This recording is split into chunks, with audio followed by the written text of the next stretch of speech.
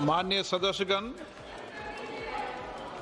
माननीय स्पीकर महोदय, जैसा कि सदन के माननीय सदस्यों को ज्ञात होगा, प्रधानमंत्री माननीय श्री नरेंद्र मोदी जी की फरवरी 2025 में अमेरिका यात्रा के बाद से ബൽറാം നെടുങ്ങാടി വിവരങ്ങളുമായി. ബൽറാം, ഇന്നും വലിയ പ്രതിഷേധമാണ് പ്രതിപക്ഷം ഉയർത്തിയതും പ്രധാനമന്ത്രിക്കെതിരെ മുദ്രാവാക്യം, പ്ലക്കാർഡ്, PM കോംപ്രമൈസ്ഡ് എന്നെഴുതിയ പോസ്റ്ററുകളുമൊക്കെയായാണ് നടുത്തളത്തിൽ ഇറങ്ങിയുള്ള പ്രതിഷേധം. തുടർന്ന് വിശദീകരണം നൽകി. വളരെ ചെറിയൊരു വിശദീകരണമാണ് ഈ കരാറിനെ കുറിച്ച് മന്ത്രി നൽകിയിട്ടുള്ളത്. എന്താണെന്ന് സംഭവിച്ചത് ലോക്സഭയിൽ? അനുജ, ശക്തമായ പ്രതിഷേധത്തിനാണ് ഇന്നും ലോക്സഭ സാക്ഷ്യം വഹിച്ചത്.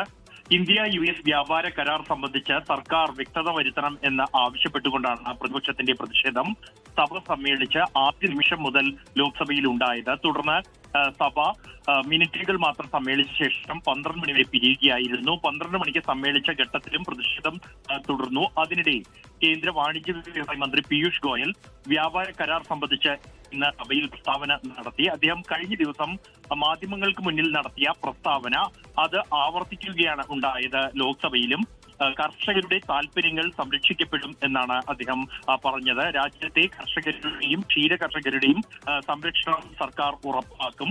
സംവേദനക്ഷമമായ മേഖലകൾ എല്ലാം സംരക്ഷിക്കപ്പെടും.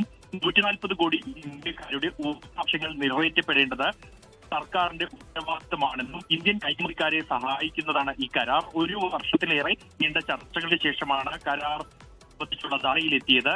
ഇന്ത്യക്കുള്ള താരിഫ് മറ്റ് രാജ്യങ്ങളെക്കാൾ കുറവാണ്. വ്യാപാര കരാർ വീക്ഷിത് ഭാരതിലേക്കുള്ള ഒരു പ്രധാന ചുവടുവെപ്പാണെന്നും ഇന്ത്യയുടെ ആശങ്കകൾ ഈ കരാറിൽ പരിഗണിക്കപ്പെട്ടിട്ടുണ്ട് കാര്യങ്ങളാണ് മന്ത്രിയുടെ ആശങ്കകൾ വേണ്ടതില്ല. ക്ഷീര കർഷകരെ ഉൾപ്പെടെ മറ്റ് കർഷകരുടെയൊക്കെ താത്പര്യങ്ങൾ സംരക്ഷിച്ചുകൊണ്ടാണ് ഈ കരാർ ഉണ്ടായിരിക്കുന്നത്. ചില മേഖലകളിൽ അമേരിക്കയേക്കാൾ നേട്ടം ഇന്ത്യക്കാണ് തുടങ്ങിയ വാദമുഖങ്ങളൊക്കെയാണ് കേന്ദ്രമന്ത്രി ഉയർത്തിയത്.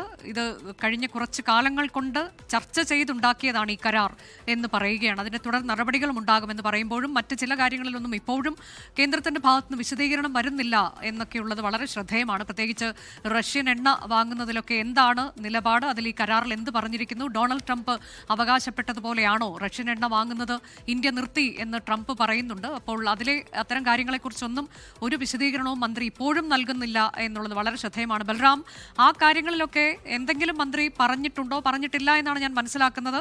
റഷ്യൻ എണ്ണ വാങ്ങില്ല എന്ന അമേരിക്കൻ പ്രസിഡന്റിന്റെ അവകാശവാദം, അതിനൊക്കെ കൃത്യമായ മറുപടി ഉണ്ടോ? അനുജ, ഈ കരാർ സംബന്ധിച്ച് ആദ്യ പ്രസ്താവന നടത്തിയത് US പ്രസിഡന്റ് ഡൊണാൾഡ് ട്രംപ് ആണ്. അദ്ദേഹത്തിന്റെ പ്രസ്താവന ചൂണ്ടിക്കാണിച്ച് പ്രതിപക്ഷം 5 ചോദ്യങ്ങളാണ് പ്രധാനമായും ഉന്നയിക്കുന്നത്. ഇത്തരത്തിൽ രാജ്യത്തെ ജനങ്ങളെ, കർഷകരെ ബാധിക്കുന്ന നിർണായകമായ ഒരു കരാർ സംബന്ധിച്ച് കേന്ദ്ര സർക്കാർ അല്ലേ രാജ്യത്തെ ജനങ്ങളെ അറിയിക്കേണ്ടത്? US പ്രസിഡന്റ് ഡൊണാൾഡ് ട്രംപ് ആയിരുന്നോ എന്നുള്ളതാണ് ആദ്യ ചോദ്യം. അതിന് മറുപടി ഈ ഒരു വിശദീകരണത്തിൽ അല്ലെങ്കിൽ പ്രസ്താവനയിൽ ഇല്ല. മറ്റൊരു വിഷയം റഷ്യയിൽ നിന്നുള്ള എണ്ണ ഇറക്കുമതി അത് നിർത്തുന്നതുമായി ബന്ധപ്പെട്ടാണ്. റഷ്യൻ എണ്ണ ഇറക്കുമതി ചെയ്യുന്നത് ഇന്ത്യ നിർത്തുമെന്നും പൂർണ്ണമായും എണ്ണ US നിന്നും വെനിസ്വേലയിൽ നിന്നും വാങ്ങാനും ധാരണയുണ്ട് എന്നുള്ളതായിരുന്നു US പ്രസിഡന്റിന്റെ മറ്റൊരു പരാമർശം. ഇക്കാര്യത്തിലും വ്യക്തത വേണം എന്ന പ്രതിപക്ഷം ആവശ്യപ്പെട്ടിട്ടുണ്ട്. ഇതുകൂടാതെ US ഉൽപ്പന്നങ്ങൾക്ക് തീരുവ 0 മാറ്റും ഘട്ടം ഘട്ടമായി എന്നുള്ളതാണ്. അത് കാർഷിക ഉൽപ്പന്നങ്ങൾക്ക് ഉൾപ്പെടെ ഇത്തരത്തിൽ തീരുവരഹിതമായി ഇന്ത്യയിലേക്ക് ഇറക്കുമതി ചെയ്യാൻ ധാരണയുണ്ട് എന്നുള്ളതായിരുന്നു US പ്രസിഡന്റിന്റെ സന്ദേശത്തിൽ വ്യക്തമാക്കിയത്. ഇത് സംബന്ധിച്ച സർക്കാരിന്റെ വിശദീകരണം ഈ പ്രസ്താവനയിൽ ഇല്ല.